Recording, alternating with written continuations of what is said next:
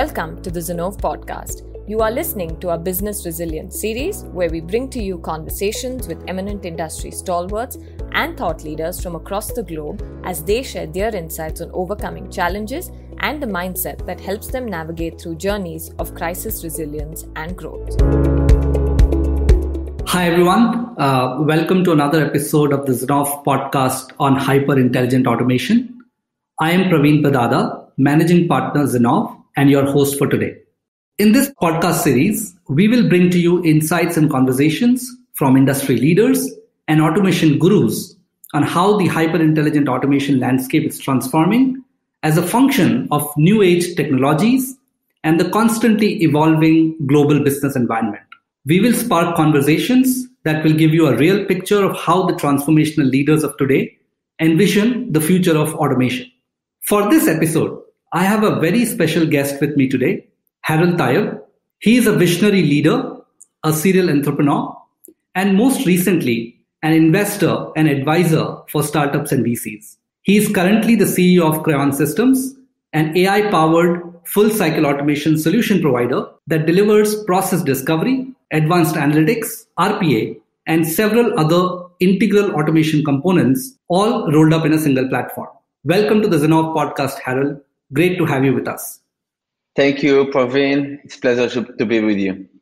Perfect. Thank you. So without further ado, allow me to ask you some specifically curated questions that will help us gauge your view of the market. Automation has clearly become the top enterprise priority in the last 12 months. And COVID seems to have accelerated the adoption to a certain extent as well. Now, you in one of your recent interviews, Harold, mentioned that we are probably clear of the pandemic and it will be the time for businesses to scale up and automate to a crucial extent. As we enter the post-pandemic reality, how do you see the role of automation evolve in the modern workplace? So that's a very interesting question, Praveen. And I think that today's situation in the market forces any company to think differently. So in a way, many things happened, during this COVID and definitely post-COVID interaction within the organization. So beside of, our understanding that work can be done anywhere, the realization that eventually machines, robots, or any activity that need to be done will move to be done automatically. That's something that we see every day over the last few months. But I think that the most exciting things about, RPA, automation, and the enterprise market in regards to COVID, I think that the discussion moved from a tactic discussion, department by department implementation into a much more strategic point of view. We are dealing now with one of the largest banks in the world. And, when they approached Crayon, they said, we have automation for many years, but we are stuck. And we think that the approach that we try to implement within the organization over the last few years is not correct. We need to think differently. So the discussion moved from let's have another department, let's have another RPA, POC running everywhere. Let's have a strategic discussion from a bank point of view and decide what should be, workspace environment strategy for the organization. Should we or could we build an automation that will have the minimal TCO, total cost of ownership, with the highest ROI for the business? What will be the impact on our employees? What will be the impact on our organization? Think of that post-pandemic, I believe that, each one of us will have this personal assistant on our machine. These days, companies that are focusing on product and not just on the solution, the complete solution, they speak about attended automation, unattended automation. So think of that you will have a personal assistant on your machine that can see what you're doing every moment. And beside of, helping you to become much more productive, will help you to offload processes from your day-to-day job to the virtual machines behind the scene. A year from now, maybe a few months from, post-pandemic, we will see that the way the interfaces within the organization will be changed. So we will have, we will communicate with robots. We will communicate with our personal assistant, which is another robot on my machine, and many robots behind the scene. And that's, a meaningful change that we see now within these large organizations that used to work, used to implement RPA because it was a buzzword in the market, because it was in hype for many enterprises. Now they think differently. They need to find the right solution that can reduce their TCO and can provide the maximum ROI for the business for long term. Great. Thank you, Harold, for that overview. I just had a follow-on question on this one. If you look at enterprises prioritizing automation, right, and if you think of three typical business outcomes that enterprises care about, right, which is either growing their revenues or the top line, or deriving operational efficiencies, which is the bottom line, and parallelly think of innovation as a core paradigm as they come out of the pandemic situation, right? So if you think of these three priorities, and if you think of automation as a key lever, in your experience, where will automation create the maximum opportunities, and which industries are set to leverage the advantage of automation in the post-pandemic scenarios? I would say that any revolution in the market started from the enterprise market. Usually, the low-hanging fruits are in banking, finance services, telcos, large organizations with a lot of regulation. Eventually, it's not something that, they can avoid in any way. They need to handle the regulation. They need to handle super sensitive and important processes behind the scene. They need to make sure that their employees are much more efficient, either if it's customer success or customer service or any employee within the organization. So I believe, again, that what we will see post-pandemic, we'll see the combination, the hybrid automation scale up faster. And, I would say that the main challenge in order to take your organization to the next level is the ability to have a hybrid automation implemented for each and every one within your organization. So you will have, for per employee, you will have this attended automation embedded within their clients, and you will have many unattended automation behind the scene. So in order to enable this digital transformation, the change in the market, you need to have a tool, a technology that can help you to scale up your organization. We've been approached by one of the largest telcos in the market to help them to scale up the organization. And, sometimes, in this discussion, I ask a dummy question. I said, okay, you're doing, automation for the last 2-3 years. Okay, what is preventing you today from scale up? Why can't you just now, take your organization and have thousands of robots behind the scene, many of robots, attended robots available for your customers? And, the answer usually is that they ran very fast toward the automation. They choose one platform, two platforms, sometimes even more than that. But no one today can help them to understand what the actual needs are within the organization. So how can they map the organization to understand, which processes need to be automated, which processes are the most ROI for the business? Or, they said to me, one of the prospects said to me, they said, there are many RPA vendors in the market, many of them trying to, to promote either, communities, academies, trying to build a lot of, provide a lot of professional services. But, it's more of the same. Eventually, I need to have someone that will help me to identify, to map, to build this automation. And, that's not scale up. It can be, we saw a lot of scalability from the RPA vendors on the number of customers, but we didn't see enough scalability within their organization, within the enterprise market. And that's the main challenge. And in order to solve this challenge, it's not by having, thousands of professional services helping your customer to scale up, or, promoting your community in order to build an ecosystem of developers, you need to reduce the effort to do that. You need to provide something bigger. That's one of the reasons why we at Cryon deliver this full cycle automation. The process discovery, the ability to identify, to map the organization, to provide you with a backlog for automation, and then the implementation, which is connected to these discovery capabilities. That's a key to reduce the TCO to the minimum that you can provide and get an ROI for your business. And that's my point of view. Thank you, Harold.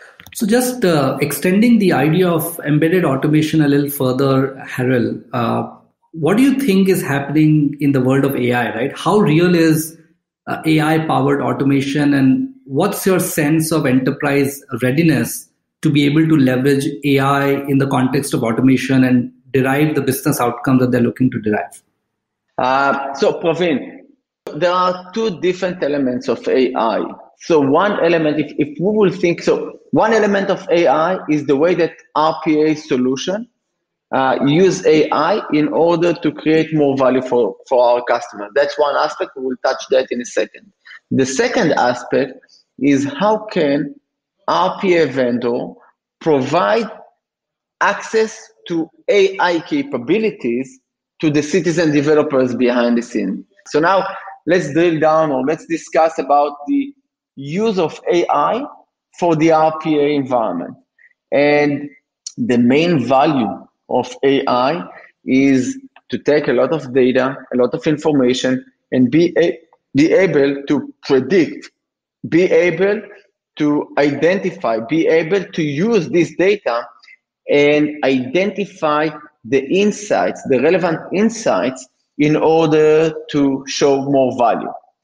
So Cryon, as you probably know, we have 5 patents granted on computer vision and AI. But we use this AI in order to, we gather a lot of information. We gather a lot of information from the process discovery capabilities, from our computer vision algorithm, and we use the AI engine in order to take this large or big data and then identify processes for automations, identify processes that already implemented but need to be optimized. In order to do that, not on 1, 5, 10, or even 100 customers, in order to do that on thousands of clients in real time, in parallel. That's something that only strong AI capability can deliver. And, we announced a few months ago on Cryon real-time process discovery or real-time automation, the ability, to change. We spoke before about post-COVID, or what will be the enterprise market, what will be the impact on the enterprise market. So I believe that the only way that you can take your organization from generation 1, pre-COVID, and move your organization to post-COVID, generation 2 of workspace environment, the only way to do that is by enabling your organization to have a huge leap forward, and you can do that only by having a real-time automation. A real-time automation means that your employees will have this process discovery embedded within their clients, their computers, on each machine within the organization. Gather a lot of data, use the strongest AI in the market in order to identify, to map their activities, their processes, identify the most optimized process for automation. And you can do that only if you are using the most sophisticated but also simple and valuable AI capabilities. And I'm happy to share that within Cryon we have a super strong team of AI experts, and the ability to deliver process discovery in real time, automation in real time. I think that's, we used to say at Cryon that we are leading the market. We are creating a game changer in this market every year. Today, whenever you need to take a process from idea to implementation in production, it takes weeks, sometimes months. Crown objective is to help our customers to do that within days. And the only way to do that within days is by enabling the real-time automation, the real-time process discovery and RPA. And I believe that in 2021, this capability will change the RPA market share as we see that today. Perfect. Harold, I think you talked a lot about the innovation that you're bringing in and the attempts you're making to stay ahead of the curve with respect to the market competition. How about the customer side of the story, right? Earlier in your discussion, you talked about total cost of ownership. How's that evolving for customer? What are the pitfalls that customers should avoid to make sure that the cost of automation is contained? What are some of the best practices you can share in that space with our audience here? That's a very good question because, the attempt of any company, large or small, to go through, to look for the solution under the light is something that need to be changed. Think of that for any organization, there are about 20 or 30% of processes which are the low-hanging fruits. Any RPA vendor in the market will be able to approach any customers, any bank, finance services, insurance, telcos, hospitality, and then share with them their idea. We will take these 50, maybe even 100 processes and automate. And these are the low-hanging fruits. But if you will think about the total cost of ownership that need to be invested in order to identify, to map, to build this automation, not just for this 20%. So on these 20%, because of, we believe and we know that the full cycle automation can reduce the TCO by up to 80%, we believe that from a strategic point of view, you need to think about the 100% of processes that you have available within your organization and need to be changed. That's an organizational transformation. You need to map your organization. You need to understand what will be the impact on the long tail processes within the organization that you have. How can you take your organization and build a pipeline, an automation pipeline for your organization to become the most efficient in the market, to become the most valuable for your customers, to be available for your customers because, anything that can be done is done behind the scene, is done by robotics. How can you help your employees to be more efficient?